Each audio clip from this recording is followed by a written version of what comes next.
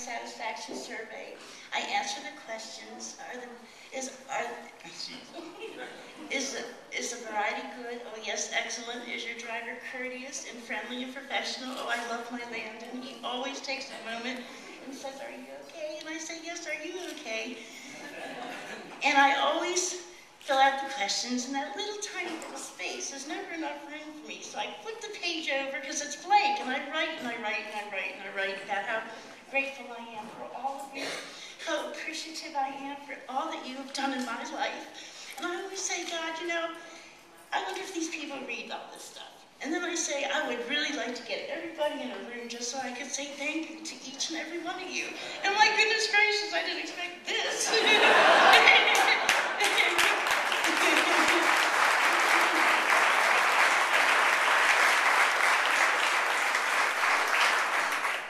But you guys are so much more to me than food and sustenance, which you can tell you do a very good job of helping me with that. But for years and years and years and years, you all have come up to me to make sure I'm okay, to make sure whatever else is going on, I got some good food to eat. And I love everything, and I know how to utilize it all. You know, every day for me is an extra. Every moment of every day is a blessing for me. But I celebrate every day. But I do, 20 years ago also for me is an anniversary. I was in Change and Point Drug Treatment Center. I had gone in as a homeless person. I'd been homeless for 3 years, addicted to heroin, cocaine, and alcohol, and totally estranged from my family. And at that point, I had so many friends and people that I'd been getting high with dying of AIDS. And I was so suicidal. I was in such a pit. It was just hell. And I figured I was too cowardly to stick a gun in my mouth and kill myself, but I knew AIDS would take me. I just knew it. So in Change and Point, the labs works came back, and they said, Miss Wagner, you do have full-blown AIDS. I guess if certain number of T cells, it was full-blown, and they told me I had less than a year to live, and that was the diagnosis back then. I left Change and Point, went back down to Greenmount and 22nd Street with the boyfriend, stayed homeless, addicted, and estranged until 1993, when I ended up in Hopkins Psych with a suicide attempt. And when Dr. Galan came in, he was my AIDS doctor, I had searched my whole life for healing from the abuse by my stepfather during my childhood and young womanhood and the emotional abandonment of my mom during this time. But when I met Dr. Galan and looked in his eyes and he spoke to me for the first time, the healing began. And that was May of 1993.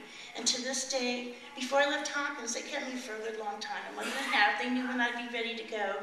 And I got on my knees before I left there, and I said, God, I said, I don't know what I'm going to do. I still had nowhere to go. I said, please, whatever you do, I just give my life to you, and please come back and show me how to live. To this day, I'm 16 years clean and sober. I've been...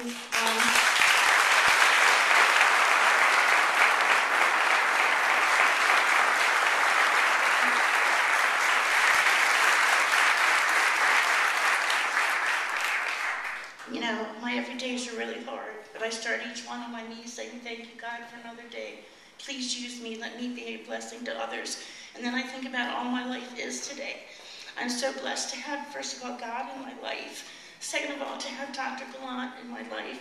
He's still today, 16 years later, my doctor. And then I think of my sister. One of the greatest joys in my life is to have the relationship that I have with my sister that we've lovingly grown into. And then I have some people, my counselors would get so frustrated with me when I was starting this spiritual journey of recovery and sobriety. They say, well, trust God. Trust God, He loves you unconditionally. Well, I'd never known what that meant to be loved unconditionally. But I had one example in my life, and that was my lifelong best friend's parents. And even though my addiction took them through hell for 40 years, I now know that they've loved me unconditionally.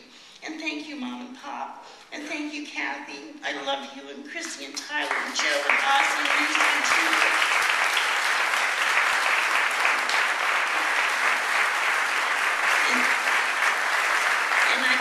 My counselors also get mad and frustrated with me because I don't take credit for anything my life is. I do. I start every day on my knees and give it to God.